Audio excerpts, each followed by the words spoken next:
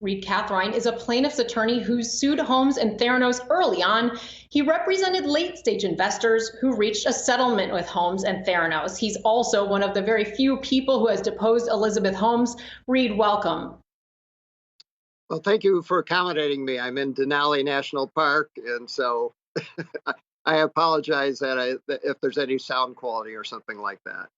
Well, thank you for being here from so far away. So some people know Holmes' story, others do not. And your clients, their civil claims against Theranos, they were not so different from the federal government's criminal charges. So in a nutshell, why is it that Holmes is charged with financial fraud and also conspiracy? Well, there's really two sets of charges against her. The financial fraud is defrauding the investors like our investors. And then there's the fraud against patients. I guess that's also financial fraud in that the patients paid for the blood tests. And both cases center around their claim to have developed these blood tests off of this machine about the size of an old Macintosh computer where you could just plug in a single drop of blood and it would analyze up to 120 different blood tests. They claimed it was working. In fact, they were using third-party equipment, and even then they were diluting it so that they could squeeze as much blood out of that little drop of blood, and the tests were inaccurate, and they were never working. Now, most of Theranos' investors included wealthy individuals. There was Oracle's Larry Ellison, Tim Draper, the Walton family, just to name a few, plus VC firms, hedge funds, investment firms. So most of these investors didn't go after Holmes. So why is that exactly? Well, most of the investors came on early on, and they all knew each other. You can see from what you just put up that they were all high political figures or tied into political figures within a certain party, and with involvement with the Hoover Institution. And so they all kind of knew each other. And I think when they realized that there might be problems with Theranos, they decided to put aside their differences and try and circle the wagons around there and still believing in Elizabeth Holmes, just make sure that one of them didn't go after what assets Theranos had, while the other sat on the sideline hoping things would work. That way, they sort of protected each other.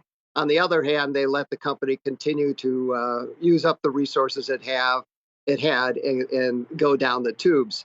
I think they were true believers because they all knew each other. They trusted each other, and they all kind of trusted that the other person did the due diligence when, in fact, they did not.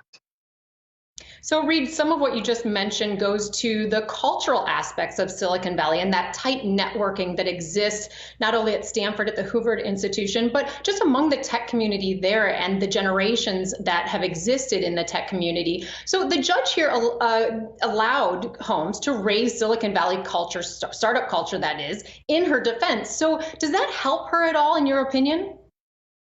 I think it might help her against investors. Remember, they have approximately 6 investor claims that represent 6 and one investor with 99 million, and I think another investor with like 9,000. So there's a big spread on the investors, and they could use that defense to say that, well, investors know when they invest in a startup in Silicon Valley that it's fake it till you make it, and therefore these investors knew that what I was saying was puffery, that it wasn't, it was hype, it wasn't a lie. And that's the way Silicon Valley operates. On the other hand, that doesn't really work with doctors and patients, because once they started doing blood tests, it can't be puffery or hype. You're putting someone's life on the line.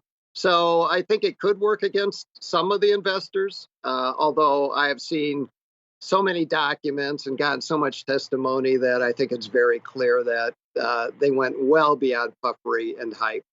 And so I don't think it's going to work. But you know, you got to throw at the wall what you can, and that's what they're going to do. Well, there's so much more to learn when the trial begins. Reed Kathrein, thank you so much for joining us.